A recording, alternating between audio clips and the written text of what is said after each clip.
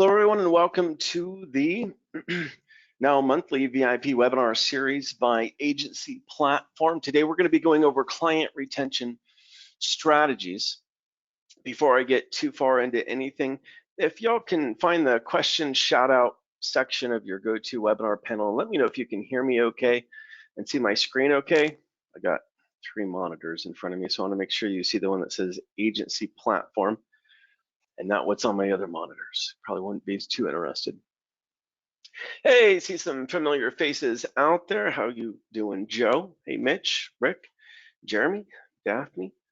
Good, loud and clear, you can hear me. So if anyone else can't hear me, then you wouldn't know what I'm saying, but maybe if you're having audio issues, everyone else says we're good to go.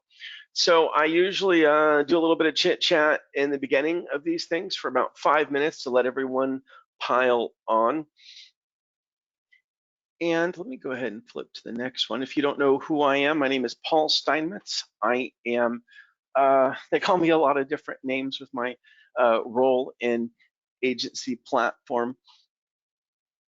I run the webinars. I have a lot of history in the industry dealing with the white label, and formally my role with Agency Platform is CRO. But I get involved in a lot of other things outside of a traditional CRO role, such as product performance, operations, and things like that. So in terms of client retention strategies, I think client retention is a very important topic matter. It has to do with what clients you choose, how you set expectations with clients. It has to do with what you sell to clients. It has to do with what you charge clients. And it also has to do with how you communicate with them, what reporting you send to them. And I think that client retention is an important topic matter to talk about, whether or not you're a startup marketing agency or a newly founded marketing agency, or whether you're a veteran marketing agency of 5 years with 100 clients. Because if you dial in your client retention strategy before you get started, obviously you're going to have an easier go at it with clients whenever you do get them. And if you have existing clients, obviously client retention is important to you. So as a shout out, how many have, just so I can get a little bit of feedback from you guys now that you found your questions box, which is how we can communicate, which let me just give a shout out here. This is how you communicate. I'll send to all because sometimes you can't, it's hard to find it. Okay. Well, this GoToWebinar's whole questions box always confuses me. Let me know if you guys can see what I'm typing to you. See, on my side, there's the questions and then there's the chat. And I think that I have to type to you in chat. All right, it's so weird. It's 2 different windows for me. Alrighty. So how many of you have seen our dashboard reporting? Typically, it's the reporting that you would be seeing if you're running an SEO campaign. We have the weekly reporting that's generated from the dashboard, and we have the monthly reporting that's generated from the dashboard. I assume most of you have seen it, whether it's just, you had watched a tutorial video to go over it, or you have active clients. Maybe you can just give me a shout out, yes, if you've seen the dashboard standard reports for SEO, and no if you have not, so I can kind of tailor my conversation. Darren says he has seen them, and it's one of the reasons why clients stay. Yeah, it's hard to find good weekly reports that send out as touch points, and I'll talk a lot today on why those are really important. Okay, got a couple new people on. Hey, Martin, welcome aboard. You are completely new. Welcome. Carlos has not seen them. Dave, how you doing? Dave, familiar name. Okay. And shout out, can you all see what each other are saying? You would think I've never done one of these before, right? But hey, these are important questions to ask, right? There's a setting where you can all see what each other are saying, or you cannot. All right, so I assume you would prefer to see what everybody's saying, right? Let me see if I can get approval on that. There are some reasons why we would not do that, and that's why probably default it's set that way, but I'll see what I can do about that. Okay, all right, but you can see mine, I can see yours. Okay, well, if you want me to share your comment with everybody else, just say so. I'm going to dive into this. So as I go through this, feel free to give me a shout out in the questions box if you have a good experience with something, if you have information to share with the community, and I'll make sure to give a shout out on it. Before I get started with client retention strategies, and by the way, yes, this is being recorded, right? Yeah. Yes, this is being recorded, and we do send out the recording. 1, 2, before I get started, I'm going to try to keep it to an hour. If you've ever been on one of my webinars, I'm notorious for going over on time, so I'm going to try to keep it to an hour. Before I dive into the strategies, I want to talk just a little bit about systems. Now, the systems absolutely is not client retention, but they're kind of important, right? So I know having a business phone system with an intro greeting is not mandatory. I have seen people build quite an agency without having that, but it's something I like to give a shout out to. You probably see the advertisements all over the place for Grasshopper.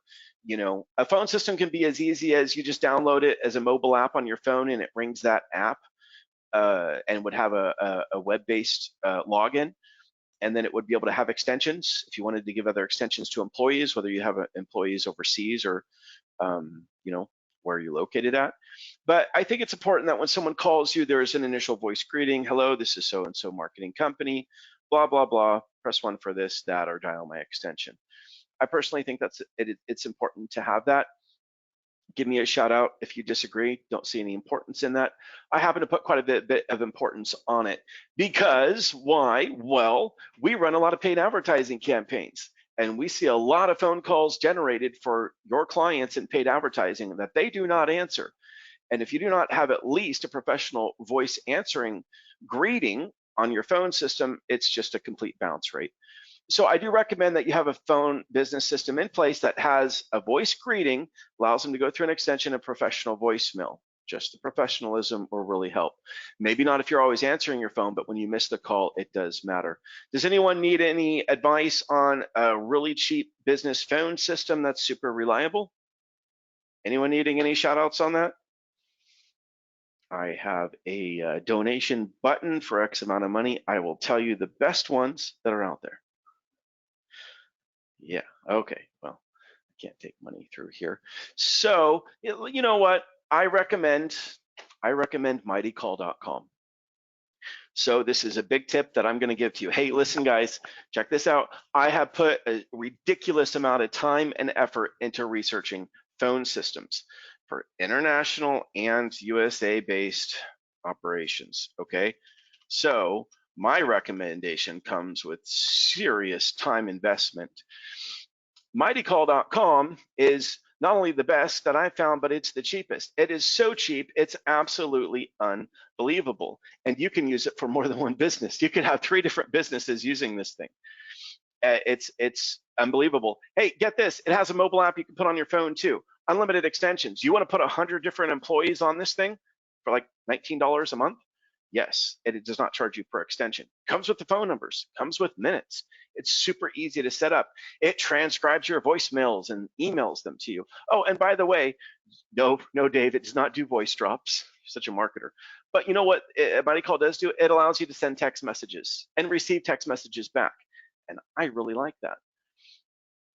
And I have seen several people drop Vonage and go to MightyCall. And no, I am not sponsored nor endorsed by MightyCall, nor do I have ownership in it. They're phenomenal. I think their support is phenomenal. I'm a huge fan of theirs.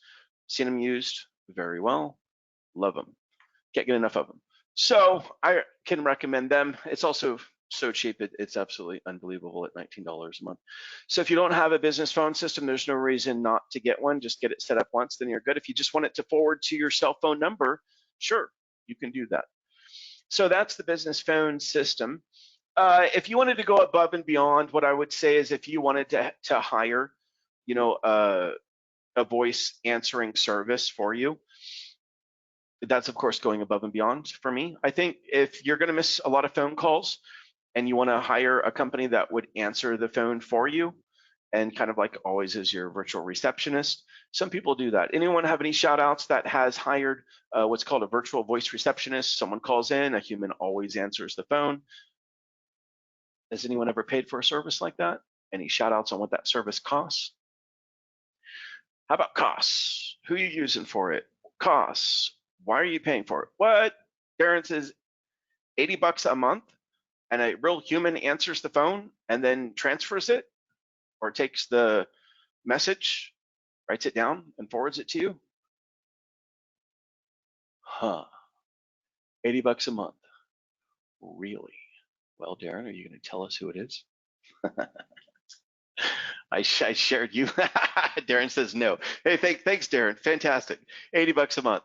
If you could find them, they're fantastic, and they will answer the phone for you. Okay, well, ballpark rates out there. Okay, about $100 a month. Why don't we put it that as a bargain rate?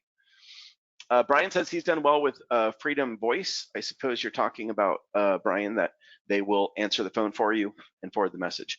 You know, listen, these are the small things I know, and probably as a startup, if you're a startup or really small, I wouldn't recommend probably paying for a voice answering service. But definitely, if you've got quite a bit of revenue coming through, I would really think about it. You know, it's and we're going to talk about that, right? What we're going to talk about a lot today, later on, is why clients leave companies in general, just not in marketing, but in general. There's so much studies out there, and one of the big reasons why is things that will be applied to the topic matter of whether or not a human answers the phone and takes your message, or if you get a voicemail. That's a big deal. Okay. I got a shout out that someone has a service that will take the message for you at $1 per phone call. But there's got to be some minimum retainer to that, I would assume, Dave. Okay, third on the list. Hey, guys, actually, aside from number one, there's only 3 on here. The top one, the business phone system, $19 a month. Come on, got to do it. The last one on the list is small, but it's a ticketing system for global communication. How many of you have existing marketing clients and all of your written-based communication with them is through email? I won't say your name. I won't call you out. Be honest. How many of you it's through email? Yeah, so basically everyone. This is really normal, but here's the thing. If you've just got a couple clients, email couldn't work, right? But eventually, you're going to need to hire more people. And whenever you start hiring more people, things are going to get dropped. And by email, things naturally get dropped because email is not a system to organize communication that's worth even commentating too deeply on. Why? Because an email comes in, and yeah, now Gmail has this feature, or Google Business Suite email has the feature to snooze an email and let it come back. Wow, fancy. But you don't apply tasks to those emails, or you don't set due dates to them unless you have some fancy app add-ons. But also, here's the thing. What if you have a project manager internally, or someone that's going to be handling client-facing communication? When you get big enough, you need that. Well, if all the communication's through their email, what if that person disappears? Now you have to dig through all their email. And there's also not reminders on it. There's not categorical tracking on it either. And I think a lot of the reason why most agencies stick to email-based communication is because I think they're not familiar with how help desk systems work. And by utilizing a help desk, aka ticketing system, actually the client would receive all their communication from you just like it's coming from your email. To them, it's going to look the same. And when they respond to you, they respond the same as through email. They check their email the same. It looks like an email. They hit reply. The difference with you is it's in a ticketing system. It's organized. It has a due date on it. It's opened or closed. It has notes. It can be assigned. It can have an escalation levels. You could get really fancy and have it attached to a project management system. But for the most part, it just tracks it. And if anything else, just the fact that it's a system that contains client-facing communication, not in your email of everything else, let alone, is really, really important. So I can't stress to you enough, there's no reason not to be on a help desk system in the very beginning. If the client emails you, it should be created into a ticket, you respond to it. If you wanted to set up like support@youremailaddress.com and it automatically creates a ticket, then you respond, great. But it's not more work, it'll actually save you a lot of time and effort, and you won't drop the ball a lot. So it's better to get that in place whenever you're smaller. Does anyone have any shout outs on ticketing systems? No. There's a lot that are out there. And honestly, guys, they do all about the same thing. The best free ticketing system that I know of is it's free, and their free version is better than paid versions on a lot of other things. So why don't I just share with you the cheapest one? Because they can get a bit expensive. Let me just check pricing to make sure that I'm not going to throw you something that's the blue. So I have put the Freshdesk free version up against Zendesk paid versions, and Freshdesk outperform their paid versions. So if you want the cheap, go with Freshdesk free Sprout. That's what you want to go for if you're looking for the budget. Zendesk has been mentioned, Ticketmaster, Teamwork. Their desk integrates with Teamwork projects. Zoho has a Zoho desk, integrates with Zoho projects. So I do recommend getting on a ticketing system to organize your communication. Okay. Next thing that I want to talk about, because what we're going over today, is I'm getting a slow start into this, but we'll get into the meat real soon, is we're talking today about client retention. But whenever you're talking about client retention, we're talking about retaining clients that are paying for something. So it's important to talk about what are they paying for. So we can dial in this conversation a little bit further than, hey, how should you retain your client? Well, that's a big conversation based on what are they paying for, right? As a marketing company, you can offer a lot of different things. The one thing I see missing from this nice image I found without having to edit it was, we could call it reputation marketing or review marketing, which we have in our system. If you're able to bundle the services, I don't think it's real debatable that multi-channel marketing bundled, certainly it makes it easier to retain clients because there's a lot more perceived value. How many of you bundle marketing services when offering them to a client? If you can give a shout out, and if you're willing to shout out what are the top marketing services that you bundle to clients? Our SEO services include the GMB focused marketing. I oftentimes recommend to agencies to market it as GMB optimization / marketing and SEO, because it's targeting the two different marketing mediums. It does target ranking the GMB higher, as well as, of course, getting your website ranking higher. Okay, shout outs coming through. A lot of people bundle in social media. One of the best things about social media is almost what's tangible, right? So what's tangible in SEO is well, there's a tremendous amount of work done in SEO that we do, as you guys know. But social media, they're seeing the posts on their social media channels, depending on the plan that they're paying for, maybe daily. And it's something that's always in their face, right? So social media is great to bundle in, especially on not just value, the value is there, but the value that the client is seeing on a regular basis. Mark mentions that he's marketing directories as well. Again, directories are folded into our SEO service, so you could market it as GMB marketing, SEO marketing, and if you wanted to categorize that as directories. And PPC is coming up as well. So paid advertising, absolutely. As you know, with paid advertising, we have a lot of different types of paid advertising. We do paid advertising in Facebook. We do it through AdWords. But I tell people, look, we have paid advertising plans just for retargeting. So at least whenever someone lands on the website, we're running retargeting ads to follow them around. So when the client clicks on their own website, they're going to see their ads all over the place.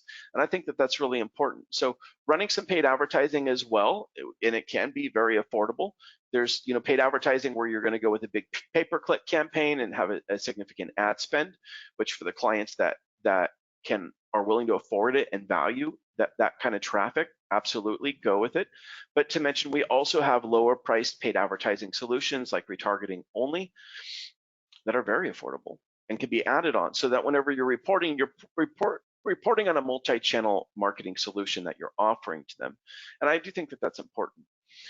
So what you're offering matters. I think probably, the most popular is probably a bundle of SEO, social media, and a certain amount of paid advertising, of course. Okay, so what you're selling clearly matters, right? I recommend a bundle on multi-channel marketing. The other thing that I want to touch on, and again, these are touch points for right now. We're going to get into some details here in a little bit, so hang with me here. And I know this is kind of a chaotic slide. One of the things that I want to mention is when to hire a project manager. So usually, if a marketing agency is in a startup phase, there's different types of startups to marketing agencies. There's the startups where it's you or maybe one other person, and you're the owner and you're doing everything from A to Z. So do we have any of those in attendance that want to give a shout out? You're just, just you running the agency. Maybe you're a solo operation, or maybe there's two of you. How many of those do we have on the line? How many solo agency soldiers do we have tuning in? Quite a bit. Well, yeah, just not you. You've got freelancers too, but it's still you. Sarah, you've got two people. Okay. Quite several others that are solo. Okay. So for those of you that are solo, at what point in time would you hire a project manager? And let me point something out. Usually when you're solo, it's going to be assumed that you're the one handling sales. You're the one that's handling project management. And normally the first point of hire that you make as a full-time employee is a project manager, typically, because normally you're the one that's bringing in the sales, and it makes sense to have someone in project management. And then the conversation goes into, when do I hire a project manager? So the reason why I address this as a touch point is because a lot of people do not hire project managers when they should. They try to handle everything themselves. And what ends up happening is your customer support gets sacrificed, your turnaround and response time to clients goes down. Maybe the amount of time that you would put into communicating with your back-end company, which is agency platform, decreases, so you're not able to stay on top of things as much. If there's certain things that, for example, if there's content that needs to get approved and go back and forth, maybe you don't have the time for it anymore. And instead of hiring, you just keep getting busier and busier. Or maybe you try to hire, but you're too busy. So one of the biggest issues that I see with agencies growing is this one right here: when to hire a project manager, and then it gets into, how do I hire a project manager? Sarvi, I hope I'm saying your name right. You said, you're not so good at hiring. Listen, I have very few people ever say that this is easy, and getting the right person is easy. I could have a completely separate webinar about that, but I will say this to you: to grow any company, you have to hire, and you have to hire the right people, and you have to train them. So the best thing I can say to you solo agency soldiers that are out there is, and write these words down. This is important, okay? When you are project managing, make your process. When you're project managing, use your own system. When you're project managing, use a project management system that is attached to a ticketing system. Create templated tasks, create templated tickets, create your canned responses, and figure out your process. If you cannot document and systematize the process that you are doing while you are a solo soldier, when you go to hire, the chance of you finding someone that's going to create your processes from scratch while they're learning from scratch is slim to none. And that's one of the reasons why when people go to hire project managers, it never works out, because you think they're just going to build it all out. You build it out, document your processes, get everything in order, bring someone into an organized environment, and then chances are it will go very well. So that's my tip to you. And then it's also going to be necessary, and it depends on how many clients you get. For some people, by the time they have 5 full-time clients, they're ready to hire a project manager. Really. For other people, they won't hire a project manager until they have 10 clients. So just for fun here, give me a shout out, and we'll just say, you know, whether it's a marketing client that you bundle or it's just for SEO services. How many clients would you have to have that are reoccurring monthly clients if you were solo before you hire a project manager? Or if you have existing clients, how many additional clients would you have to take on before you hire yet another project manager? And okay, Sarvi says 30. Okay, Sarvi, 30. You're going to be hurting by the time you hire. Although it's true, once you get through the initial onboarding, things get easier. Daphne says 5. Jeremy says around 10. I like 10. Again, a lot of people, they're thinking, well, how much does a project manager cost and how much am I charging? And that's a factor. I'm not going to get into that on this webinar. Then it says 20. I like the number 20. Darren says 42. Says a dozen. I got a 10, 10, a 20, and a 15. Would you believe me if I had a conversation today with a gentleman that is a solo soldier and has 80? 80. 80. 80. Wild. So, but again, I'm not going to talk about the flip side of that conversation. Obviously, it was brought up to me for a reason. It's really important that you know when you need a hire. It's like anything else. If you owned a roofing company, don't you need to know when you need to hire more people to take on roofing jobs whenever they come in? Because otherwise you can't do your work. You literally can't grow as a company. And that's how I look at it as project managers. Your talents typically are going to be bringing the business into the company, but you absolutely have to be able to train your project managers. And why am I talking about this still? Who do you think is going to be responsible for your client retention? And if it's always going to be you, then how big are you going to grow? And how hard is your life going to be when you get 100 clients? To build your company, you need to be able to train project managers. You need to be able to train them to, one, project manage with clients, but also they're going to be the ones that are establishing that ongoing relationship with the clients. And they're going to be the ones that are should have the responsibility placed on them to retain those clients and to bring you in on the escalations on the ones that are really unhappy, so you can pull in the overtime and keeping them on board. Does that make sense? Okay.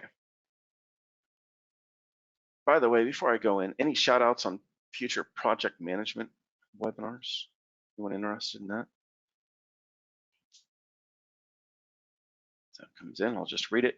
Okay, another talking point is tiered support levels. This is something that I get quite a bit questions about on tiered support levels, because correct me if I'm wrong, but let's say if you have 10 clients, there's probably 2 out of the 10 that you could tell me right away haunt you, or problematic, you would say. You may say they're difficult, and those might be using nice words. Am I right? Anyone have problematic clients that are about 1 in 10? Or am I off on the ratio? Is it 1 in 5? Is it 1 in 10? Is it 1 in 20? You guys are the experts, you tell me. What's your ratio of problematic clients that haunt you with communication? Based on my estimates, it's about 1 in 10. Dennis says at least 1 in 10. Okay. So because of that, I get asked quite a bit about tiered support and creating tiered support levels to where you're managing client expectations in the very beginning on the level of support that they will get from your company. I'm not going to spend a lot of time on this slide. What I will say about tiered support levels with a marketing agency to a client relationship is that I don't think it's possible, to be honest with you. I think whenever you get problematic clients in marketing, depending on how much money you're charging them, chances are you're either going to lose them or you're going to deal with their demands on communication. And there's, if you just want to Google tiered customer support is dead, you'll see a lot of writing on that. So Brian says, can you define tiered support levels? Well, I can give you an example. I know marketing agencies that have customer support levels on who they will even talk to or how often. That they have support ticketing only on clients that pay below a certain level, and they might get one verbal scheduled check-in meeting per month. Otherwise, it's ticketing for support ticketing throughout the month.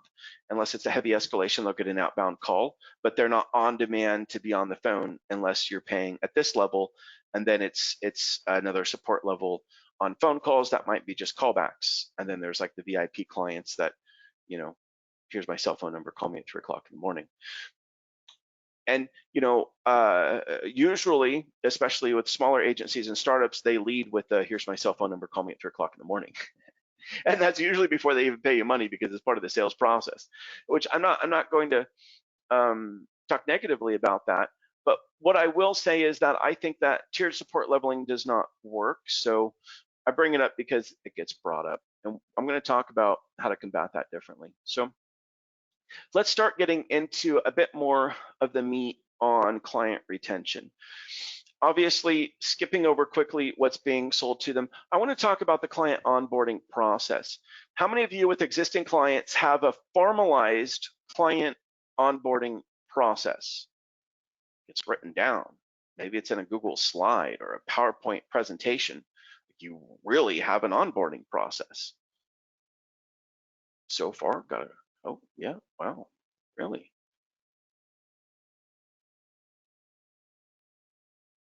Yeah, Martin says you must have an onboarding implementation process. You might, Martin, Darren, you mind telling me a little bit more about the bullet points on your onboarding process, what it covers? Usually on an onboarding process, again, for you solo soldiers that are out there, imagine that you have 1 or 2 project managers underneath you, okay? So after you close the sale on a campaign, right, and you've spoken to that lead that now became a paying client, you're going to pass them over to your project manager for what? Onboarding. As a company owner, you can't be neck deep in onboarding for every single client. And even if you are on the onboarding call, yeah, but at some point in time, unless you're going to be that dedicated resource to that client for every single task and approval and everything they go to, they need to establish a relationship with someone else in your company. So I usually recommend is during the client onboarding process in that phone call, meaning what? One of the purposes of the client onboarding process is for your project manager, or you if you're solo soldier, to establish that relationship with the client. It's relationship building. Let me meet you. This is who I am. Simple, right? And from there, getting to know their business goals, and basically it's also getting to know them. Darren, awesome, thank you for that. I'll go over that. So documenting their important business goals is important, and why? Okay, so here's the thing about setting expectations. Whenever you have a marketing client, it is a unique relationship. It's not like a clear cut and dry that you would know what someone wants when they buy something from you, which happens to be the case in a lot of different industries. With ours, it's pretty open, and you can talk and manage a client's expectations and tell them exactly what you could have a predefined template on. This is your expectations, client. This is what you should expect in SEO momentum. This is what you should expect in paid advertising momentum. This is what you should expect with social media publishing. And I am going to manage your expectations to a T. Okay. And here's the problem. Will it work? Are they going to take what you said to them and accept it and be okay with it? It's important that you understand what they want. Now, so even if you're going to manage their expectations, yes, but you have to understand what they want. You can't just have a project manager manage expectations and go off on a spiel on a slide presentation, because you got to know what they want. And here's how it's usually going to go if you lead with a client on, hey, I want to manage your expectations on this, but first let me know what were you expecting to get out of this? Part of developing a relationship with someone is letting them talk. And oftentimes, what is the client going to say? Sometimes they have some hard questions to answer, right? Like what? How many leads are you going to bring me per month? Do you have a guarantee? Do you have a guaranteed ROI? The dreaded questions of every marketer that's out there, the hard to answer questions that back you into a corner. And nobody likes to have those conversations. I mean, maybe aside from Darren, nobody likes to have those conversations. So oftentimes they try to stay away from them, but it's important to ask them. Why? Because you're going to get a client that will tell you things that you want to know. Like what? Like, if you don't bring me this amount of hard leads, I don't care what else you do for me, I will leave you. They'll tell you. And then, of course, you're going to go into managing expectations. But what's important to note is that you know what their expectations are, and then you try to make that happen for them, noting that you manage their expectations, but this is what they're wanting. Dave, you said I hit that question head on. You want to expand on that a bit, Dave? No guarantees. Absolutely. I don't think anyone strays away from the no guarantees. Of course, I have seen some very elegantly written guarantees that are pretty much make it to where you would never not meet the guarantee. I mean, you can look at anything when you're walking down products in an aisle of a store and it says satisfaction guaranteed on everything, but nobody questions it, right? So guarantee is, but you're right, Darren. Oh, yes, Darren, I remember a conversation. You do your guarantees. Darren, I wish I could unmute you. You could talk. Hey, Darren, would you talk if I muted you? Yeah, I could just have you take over. Okay, well, let's do that then. Let me just figure out how to do that. So I had the pleasure of meeting Darren in person, and Darren, you're unmuted. Uh-oh, you've unleashed the Kraken. Floodgates. Darren, can you talk about guarantee? All right, so the bottom line is I'm going to make this quick, and you know I can talk forever. It's real simple, guys. We never guarantee sales when it comes to pay-per-click. We never guarantee sales when it comes to social. We never guarantee SEO when it comes to sales. What we are guaranteeing through the great work that eBrands is doing is we are guaranteeing traffic, quality traffic based on the keywords and their products or services that they want to be found for. So if we don't have an upward trend by month 4, meaning you got 4 months to create value in your company, by the month 4 report, if you don't have a keyword or trend on an upward trend on SEO, by that time your keywords and your budget on Google AdWords should be working to a 3 to 5 1 ROI. If that's not working, they should fire you. Literally, you say you should fire us. So you have a very small window, and then you say if things are working, we'll move forward for the next year discussion and plan. And I'll tell you why, and I'm done with this, my last statement. When you do SEO, it's a shotgun approach on their keywords to be found. Once we find out, there's easy words that go to the top pages of Google, Yahoo, and Bing, and then there's those pages that just didn't quite get there. So now we have a very hard discussion and an honest discussion about what our expectations should be. There, you can mute me now. Well, Darren, Okay. I got another question for you, and I'm not more of just advice to pull out of you. For you have one of the best client retention ratios that I have ever heard at both companies that I've been part of. So it's 2 different staffs. Remember that. And the reason why you have amazing client retention is because your customer support and your training customer support. Are you willing to talk about that kind of in general, vague way on how you're so successful with client retention?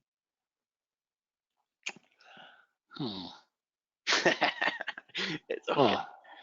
No, I'll just say it this way. It's more than just what I just said, but I'm trying to make it easy for anybody listening that eBrands does a phenomenal job when it comes to everything I just said.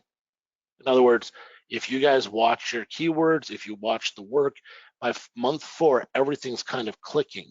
In fact, it's kind of on a roll at that point. It's like butter, it's on a roll. So that being said, you as a team, you as a company are fulfilling the expectations of the client, but it's getting to know them and being honest. And the way we do it is 2 things. Number 1, you have a philosophy within your company. Client first, employee second, investor third. Make every decision that way. Empower your project managers to make a decision. Should they make a bad decision, they're only going to do it once because you're going to allow them the 1 mistake. It's real simple because you learn from that. I've developed a system for the last 5 years using eBrands and the system works. And the system is real clear. Have a monthly conversation every month with the client. Set up the expectations. If you know your vendor well enough, your vendor will be able to deliver the same thing because they don't change what they're doing other than the dashboard on a weekly basis. They don't change things without you knowing about it, right? So if you think of it that Jab. way, well, I know, of course, I got to take one jab. But with that being said, that's consistent. So tell your story about that consistency. You can hear Little Red Riding Hood at the end, you know what's happening to the wolf. Three Little Pigs at the end, you know what's going to happen. You know the story for the first 4 months. Just have a good storyline that you know you can deliver upon. And then in month 4, you're having a what we call a get together group. So it's the salesperson, it's the project manager, it's everybody at that company, and we talk about where we've been and where we're going. We don't set an expectation of 6 months ever. It's month to month at all times. We deliver a product, we deliver a service to get your Google Analytics to start moving north on those keywords, and then hopefully the landing pages based on the blogs and or the content that's being written and the backlinking to those pages. I mean, I don't know what more to say. I mean, you know me, I could sit and talk forever on this. So Yeah, I think keyword selection is important in that, and I don't think most people would be have the courage to offer a money back guarantee. we do. And that's that's the reason why clients trust what we're doing. Nobody Well, offers it. can you imagine there's no better way to lower the sales barrier than offering someone a money back guarantee. I have never heard of anybody ever offering a money back guarantee on the amount of time that you do.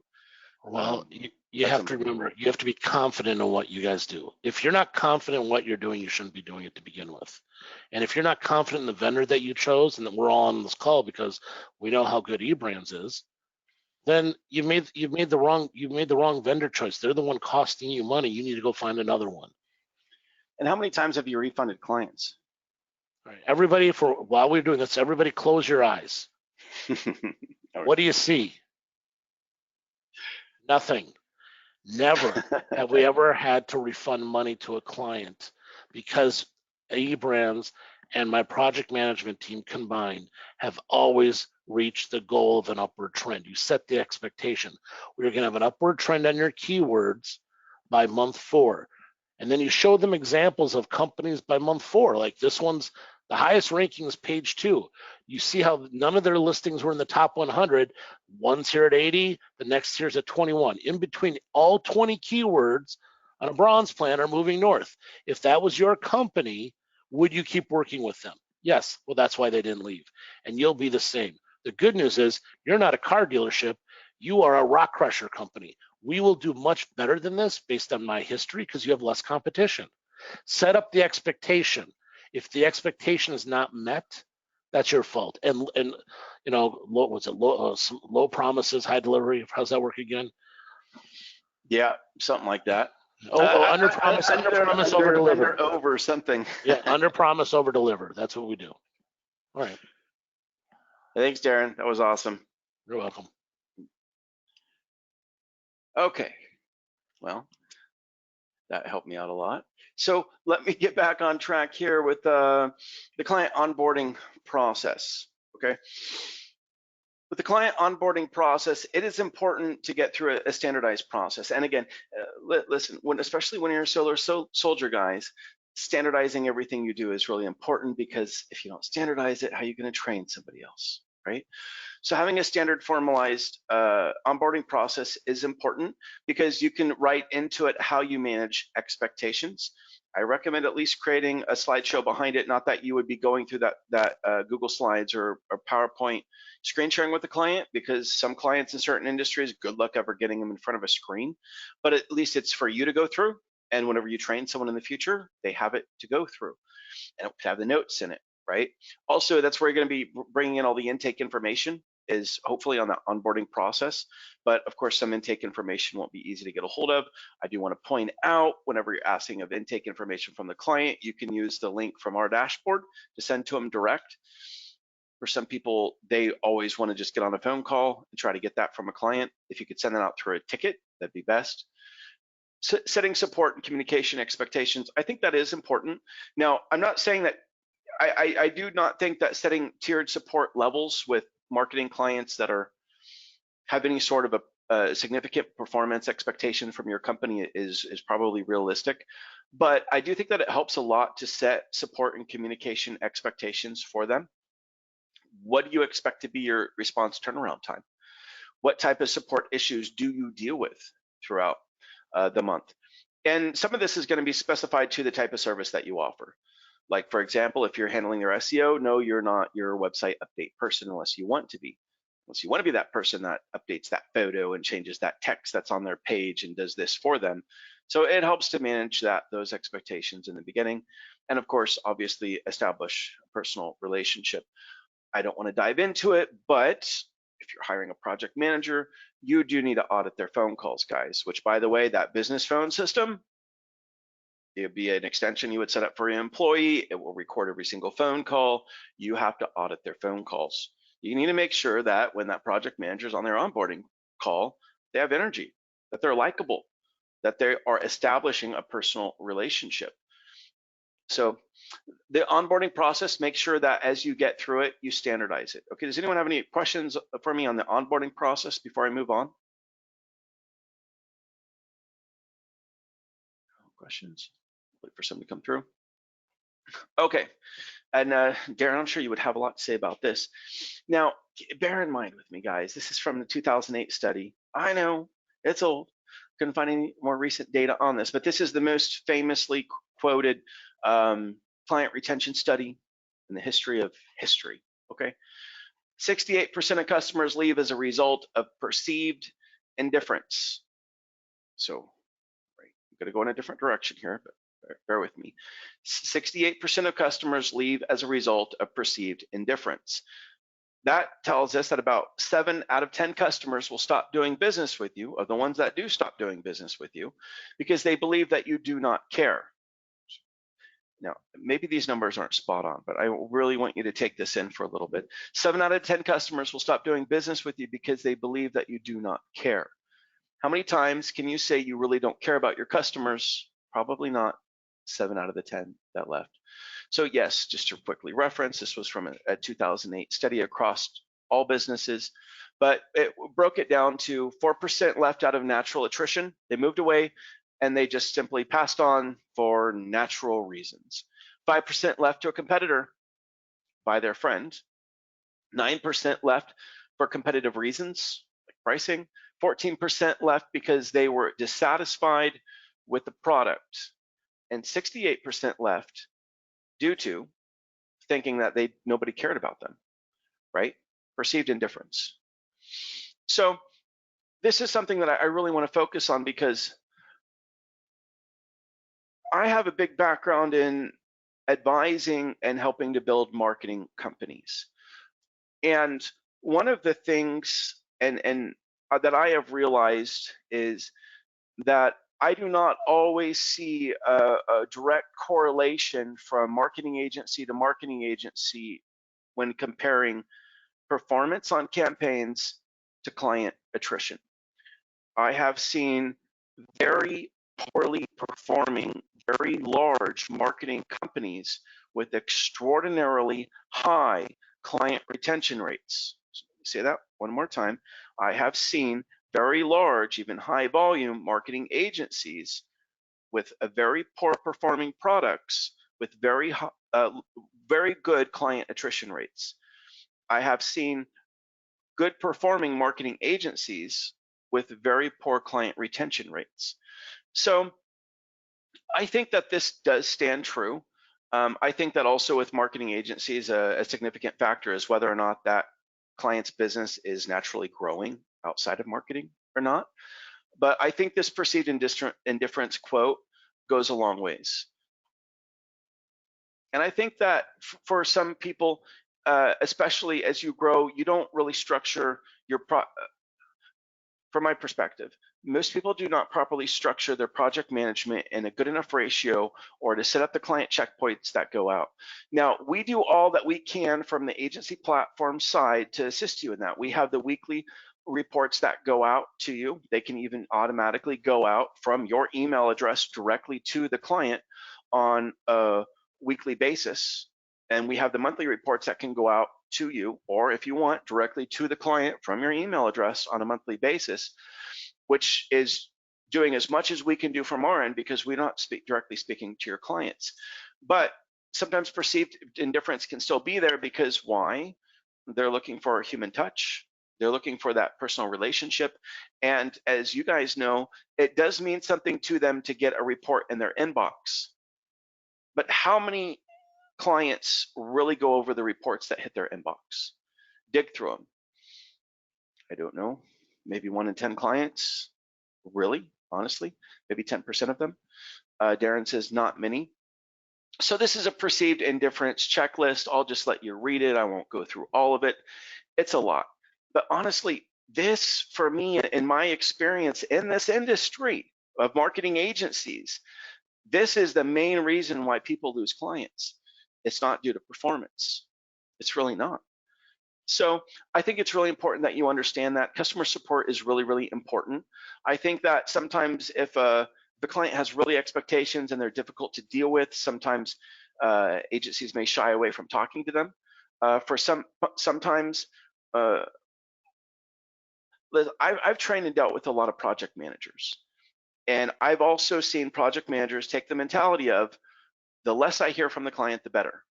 Or there's a round of reporting that goes out where they're going to send out all reporting, and the less feedback they get, the better. The less emails they get with escalations and problems, the better. The quieter it is, the better. And that is the most popular means of client outreach. Well, no word is good word. No escalation is good. We sent out the reporting, things must be good, but they're not getting the human touch. And I see this over and over and over. And I'm telling you guys, it's perceived indifference. It really is. So keep that in mind. I say manage support expectations and then over communicate. So I recommend going the opposite route, right? Over communicate. What are you going to over communicate on? Well, there are some things that are in the line items, for example, on an SEO campaign that you can reach out on if you want to. Now, most people don't like doing ongoing monthly content approvals, but there's other things that you can do outreach on. You can do outreach to go over reports with them. Some people have services where, not a service, but they'll do an outreach and just a structured consulting call, right? And usually that is monthly, but there are touch points that you can be making. What's one of the most popular touch points that companies like to utilize? Newsletters. I know it's not a phone call, but it is a newsletter, and it can be personalized from automatically whoever they're assigned to in project management. So it's just a greeting email. I'm telling you, it matters. Whether it was because it was Christmas that month or Valentine's Day that month, or it's just a hello, you thank God it's Friday. I'm telling you, that is perceived value in building that relationship and thinking, hey, if someone's reaching out to me, they're saying hi, I can at least respond back to that and give my thoughts on something. So let's talk about client check-in meetings, right? Again, circling back, originally, preferably whenever they were originally onboarded, whoever is responsible for that client retention on those check-in meetings was the one that managed their expectations in the beginning, right? That's what I recommend. I wouldn't have someone else manage their expectations in the beginning. That's not going to be the one that has to check in with them monthly. I have seen that operate. I have seen a company use a sales guy to manage expectations and a project manager be responsible for meeting those expectations on monthly check-in meetings. And that is a dogfight, I'll tell you right now, because the sales guy says whatever, not you, Darren, but everybody else. The sales guy says whatever, and the project manager is saying the opposite, or wishes they could say the opposite. And it's really hard. So making sure that you understand their business goals and what they are wanting, and you've managed those expectations, and if you've agreed to work towards those, work towards them. The client check-in meeting. How often should I check in with my client? Really? Look, you need to have several touch points throughout the month. I don't care what anybody says. A structured, formal check-in meeting once a month? Sure, absolutely. Darren, thank you. Darren, you should just tell me what to say. You just keep doing that. 1 hour meeting every month. Darren, yes, a formal pre-scheduled 1 hour meeting. At least if you're not going to give a date and time every single month, fine, but let them know a 1 hour time bracket at the end of each month for a formal scheduled meeting. But you should have touch points throughout the month, whether it's sending out the automated, you can automate our weekly emails that go out, or if you're going to at least send out some sort of touch points on newsletters. But guys, look, don't send out just a newsletter. People don't want a company newsletter hitting them on touch points, on having them feel like they're being communicated with by somebody who cares. It needs to be personal. Like if the person's name that's managing their campaign is Joe, it would be from Joe.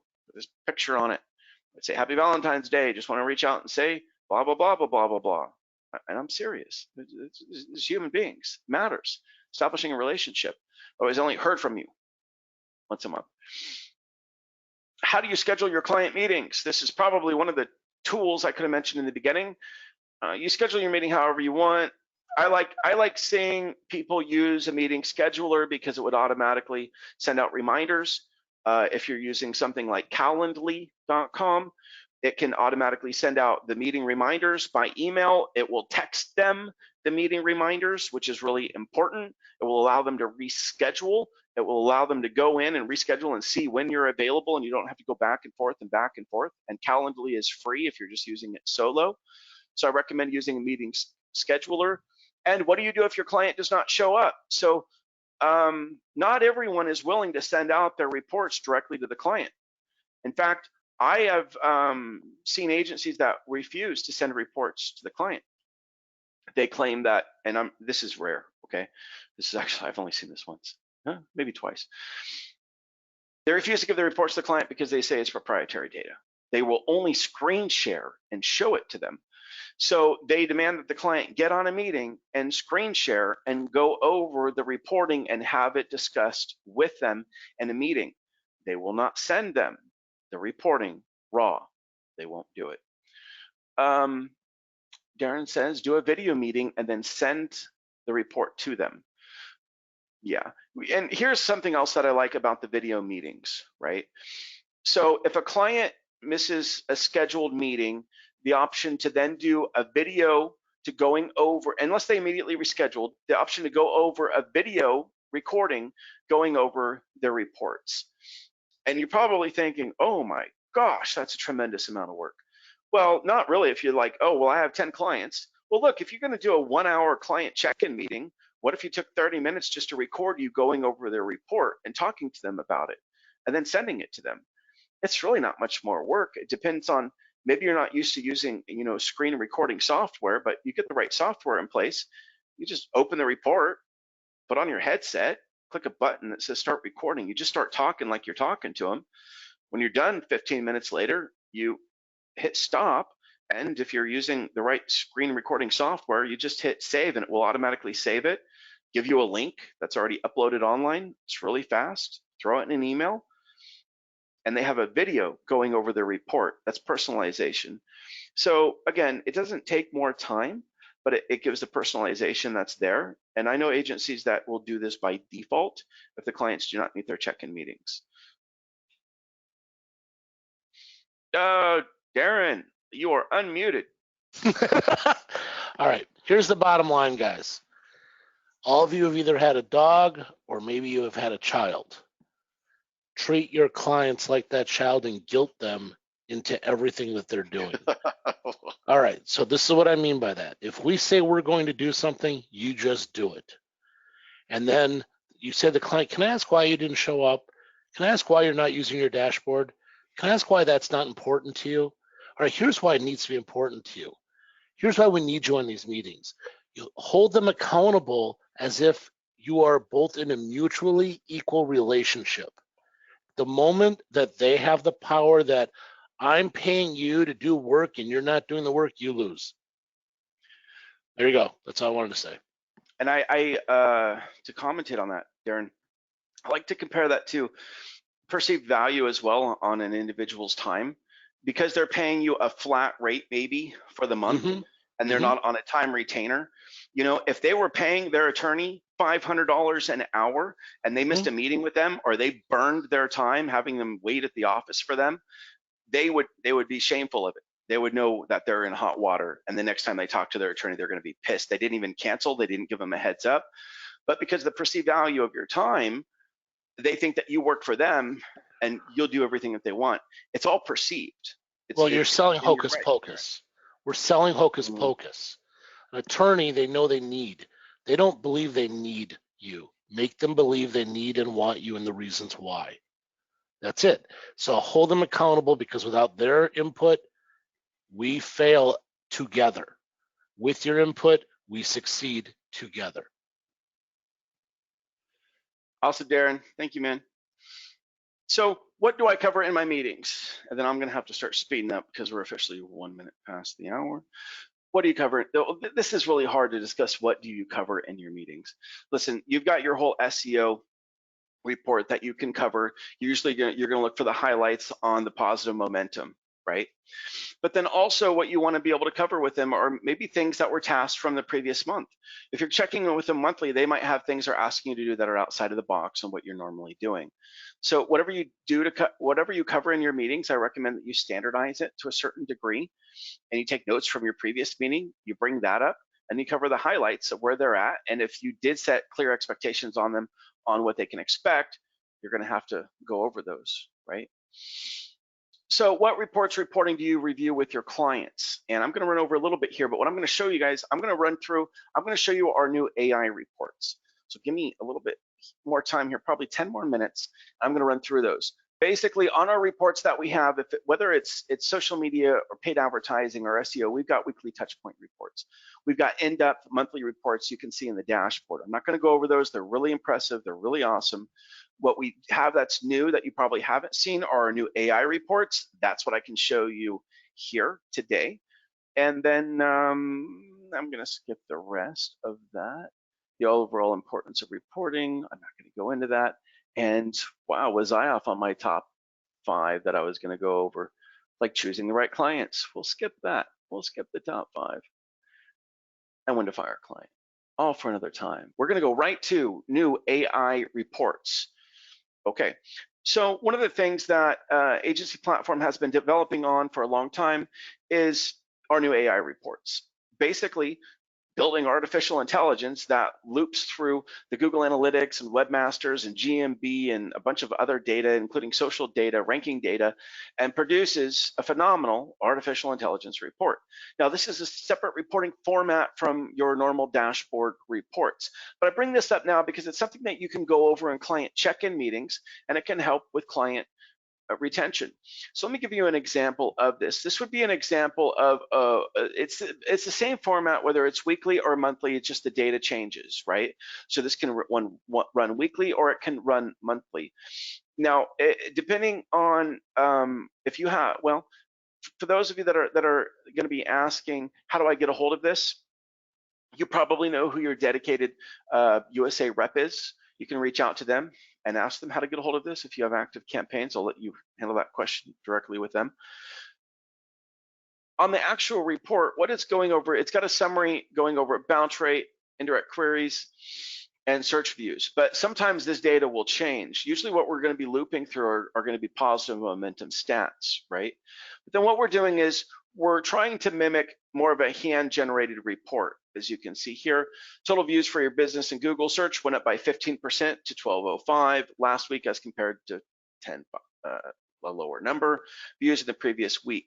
So that sentence has been put in there because we identified that to have positive momentum and shows that specifically because it has positive momentum. And then the next one, total searches for your business in Google improved to this versus last week, total searches from previous week, blah, blah, blah. So we're keep looping through data to find positive momentum. And then we do what's called a sessions forecast. So the sessions is, of course, how many sessions visitors are coming into your website, and we'll forecast that on what we've observed versus what we predict for the future. Location. So especially for people with different geo targets, we'll be able to go in and show them a location overview data on where people are coming into their site, followed by the technology that people are coming in on. So this doesn't get it down into the depths of the ROI type conversation or how many clicks you got per se, but it does tell a story, which Darren had talked a little bit about before, the importance of being able to tell a story. And for them to be able to understand what types of technologies people are utilizing, I think that's important. Demography, male and female coming in, they're going to find that really interesting. And again, some of this AI reporting also, whenever you're checking in with a client, you need to understand that that whole study on, you know, I'm missing the terminology now, that a lot of clients leave because they think that you don't care. Just being able to check in with them and show them data that may be important to them. One, it's a relationship building, but two, it's also establishing trust through intelligence and being able to let them know the male and female distribution that's coming through their website. New referrals coming through, what percentages. Then we also pull in the GMB data and engagement data. So the engagement data has to do with the engagement levels on their website throughout different points of time. And then content engagement, right? So the content engagement is going to be on a page basis. So the AI reporting loops through a lot of the different data, and we're always upgrading this. We're always adding new data inputs into this. And there's a certain degree of customization that could be made that is not done yet, where you could be able to customize it. But if you'd like to get your clients up on this, reach out to your USA dedicated rep that you have. Ask them, if you have existing SEO clients, what it would take to get these reports running on them. And I would recommend that you at least check them out. I'm a big fan of the AI reports and that they're running. It's a bit of different data than what's on your normal reporting. And I think that anything to, be able to have as a touch point with the client and go over and tell the story is really important. So that's our new AI reporting. I went over faster than I thought it would. So let me just wrap up on questions here, and then we'll get out of here.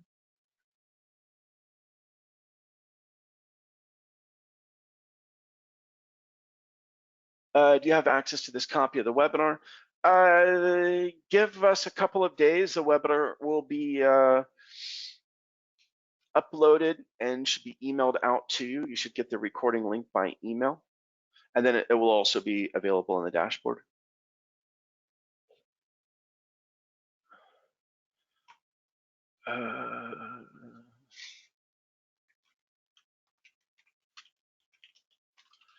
Darren, I responded to your message.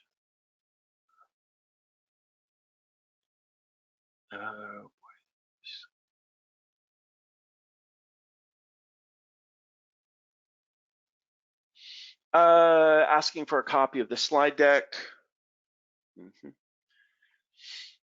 Yeah, I don't have a problem with that. I'll ask if the slide deck can be sent out along with the email with the webinar recording.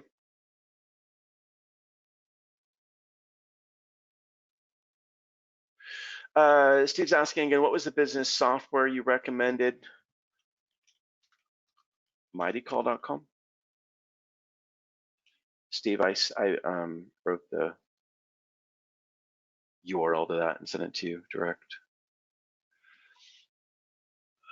Is the dashboard look and feel being updated as per Darren? Fantastic updates weekly. But yeah, Romain, dashboard's always being upgraded. We have a very big software development team, and we make more upgrades than you will ever know.